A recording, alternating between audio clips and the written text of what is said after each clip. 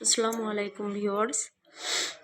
মাহে রমজানের চাঁদ দেখার পর যেই দোয়াটি করলে, যেই সূরা পড়লে সারা জীবন কষ্ট পাওয়া যায়নি, খুবই উপকার লাভ পাওয়া যায়, ফজিলত পাওয়া যায়। সেই সূরাটা হচ্ছে সূরা ফাতহ।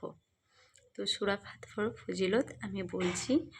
যে ব্যক্তি পবিত্র মাহে রমজানের চাঁদ দেখার সঙ্গে সঙ্গে এই সূরাটি 3 বার পাঠ করবে, সারা বছর ধরে সুখে স্বাচ্ছন্দ্যে জীবনযাপন করবে এবং জীবিকার কষ্ট থেকে কষ্ট পাবেনি সে, তার রুজি রোজগারে বরকত থাকবে। এই সূরা লিখে তাবিজ বানালে ঝগড়া, যুদ্ধ, বিবাদ হতে আপদের সময় যে ব্যক্তি নিরাপদ থাকবে।